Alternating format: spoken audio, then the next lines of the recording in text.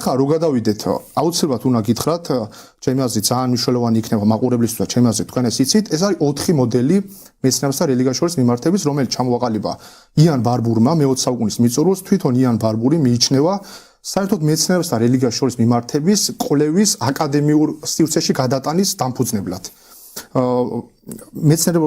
საკითხები მეცნიერებსა და რელიგიაში ასე ერქვა მის ციკლს და ეს იყო პირველი წიგნი, რომელსაც სისტემატიკურად ჩამოაყალიბა, არა გაკვირით შეეხო, არამედ რასაც ქვია სახელმძღვანელო, თვითონ იყო ფიზიკის მეცნიერებათა დოქტორი და თეოლოგიის დოქტორი, პრაქტიკანტი მეცნიერი, ამიტომ ორივე იცოდა და ესეთი ადამიანები საერთოდ ძალიან უფრო საინტერესოა. ესე იგი 4 მოდელი მოკლედ ვთქვათ. პირველი არის რაც თქვენ თქვით, დაპირისპირების მოდელი. დაპირისპირების მოდელის აქვს მრავალი ვარიაცია. ყველაზე ცნობილი არის რომ რო ვიღოთ თეზისი, მაგალითად ღმერთმა შექმნა სამყარო და მეცნიერული თეზისი. დიდი აფეთქების წარმოიშვა სამყარო. დაპირისპირების მოდელი გვეტყვის, რომ ისინი ერთმანეთს უპირისპირდება, მაგრამ დაპირისპირებას ხო აქვს სახეები. ყველაზე ცნობილი ვერსია ამ დაპირისპირების მოდელის არის, რომ ისინი ერთმანეთს გამორიცხავს. ანუ ან A, ან B, A და B ერთად ვერ იქნება. ამიტომ უნდა აირჩიო. ანუ ისინი გამორიცხავს ლოგიკურად, არის როგორც დაუქორწინებელი ადამიანი ვერ არსებობს, რომელსაც ცოლი ყავს. ან ერთი, ან მეორე. ეს არის პოპულარ დონეზე ყველაზე ცნობილი. ისტორიულად თუ შევხედავთ, ის წარმოიშვა მე-19 საუკუნის მეორე ნახევარში, თვითონ ეს ხედვა რომ მეცნიერება და რელიგია ერთმანეთს უპირისპირდება, ეს იყო ორი ავტორი, დრაპერი და დიქსონი. რა თქმა უნდა, მათი ისტორიული ეპოქის გათვალისწინებით სპეციფიკურად ესმოდათ მეცნიერება და რელიგია, მაგრამ ისინი დაპირისპირებაში გულისხმობდნენ, რომ ქრისტიანული ეკლესია ეწინააღმდეგება მეცნიერებას იმ გაგებით, რომ არ აძლევს თავისუფლებას. ანუ შენ თუ კვლევით მიიღე ბიბლიის საწინააღმდეგო დებულება, არ უნდა ჩაერიოს იქ რელიგია. ჩვენ ეს კვლევით მივიღეთ და ვაგრძელებთ, ხო? ანუ თქვენ თუ ბიბლიის დაუშვათ ინტერპრეტაცია გვეუბნება, რომ სამყარო არ ფართოვდება და კვლევა მათ შორის ფართოვდება, თქვენ არ გაქვთ უფლება ჩვენ რამე გითხრათ მეცნიერებს. ეს იყო დრაპერის და დიქსონის ლოგიკა, ეს იყო კათოლიკური ეკლესიასთან პრობლემა.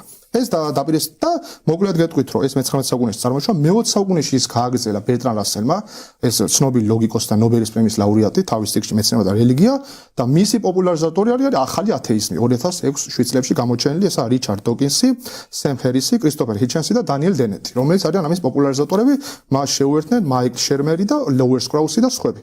ეხლა მეორეს გეტყვით, ეს არის დამოუკიდებლობის მოდელი, მაგალითად მე ვიტყვი რომ როცა მე უყურებდი ზაზა ოსმანოვი თქვენ როცა ყავდათ სხვა გადაცემაში და გიადვალის და გიადოზეს თუგნათ ორი სიტყვით გეტყვით რომ ჩემი აზრით არასწორია, იმიტომ რომ ამ ადამიანს აშკარად ესა პრაქტიკანტი მეცნიერი პროფესიონალი არ აინტერესებს ეს მეტაფიზიკური საკითხი, დისკომფორტულ მდგომარეობაში აყენებენ, ანუ მე ვატყობ რომ ადამიანს არ უნდა რომ ამ კითხვას უპასუხოს.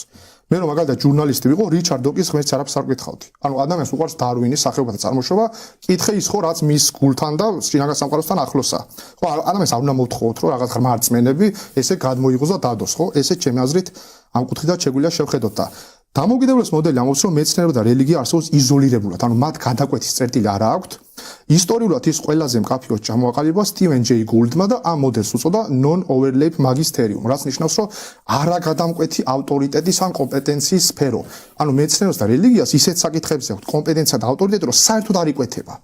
ის ამბობდა მაგალითად, რომ თუ რელიგია გვეუბნება მორალის და საზრისის საკითხებს, მეცნიერება გვეუბნება რა არის ფაქტი და როგორ მუშაობს მატერიალურ დონეზე. ეს სტივენ ჯეი გულდის აზრს გეუბნებით და არა ვიცავ ამ თეზისს. ისინი ამიტომ არ იკვეთება. სხვადასხვა ეს მოდელი ყველაზე პოპულარულია თანამედროვე მეცნიერებში, იმიტომ რომ ის აძლევს მეცნიერის თავისუფლებას. ანუ ის ამბობს, რომ მეცნიერულად არის ასე. და მე შემიძლია საერთოდ არ გამოთქვა მოსაზრება, არა მაგალითად ადამიანს აქვს თუ არა სული ნეირომეცნიერებს, მე თავს ვიკავებ. ეს მე არ მეხება. ამიტომ ამ გაგებით ეს ძალიან პროდუქტიულია პრაქტიკულ მეცნიერებაში. და ეს არის დასავლეთ ევროპაში ერთ-ერთი ყველაზე პროდუქტიული მოდელი ამ გაგებით პრაქტიკულ მეცნიერებაში. მესამე არის დიალოგის მოდელი, რომელიც ამბობს, რომ მეცნიერება და რელიგიამ უნდა ისაუბრონ ერთმანეთთან. ანუ ასე არა იზოლირებულ, თქვენ რომ მოიწვიოთ რაღაც ცალკე თეოლოგი თავის იმას იტყვის, ფიზიკოსი თავის და არ გადაიკვეთონ.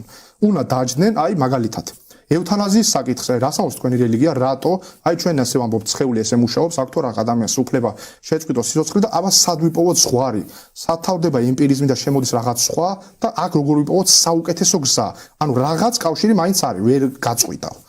და აღარ მოვიყვან ახლა ისტორიულ მაგალითებს, რომ პაპი რომ იმართავდა დიალოგის მოდელის პრაქტიკაში ამუშავებას ვამბობ, ობსერვატორიის დირექტორს მაგალითად ერთ-ერთ კოსმოლოგს, ან არსებობს ამერიკაში ესე ჯგუფი, სადაც არიან ეპისკოპოსები, კათოლიკე და ფიზიკოსები, ქიმიკოსები და ისინი ერთად მსჯელობენ მაგალითად ბიოტექნოლოგიებზე, ან ახლა რო დავსვათ კითხვა, ჰუმანოიდი რობოტის ყოლა სახლში არის თუ არა მორალურად გამართლებული. როგორ შეიძლება ეს თქვენ გიპასუხოთ თეოლოგმა ბიბლიაზე დაყნობით, ხო? ანუ რაღაც ახალი უნდა თქვას.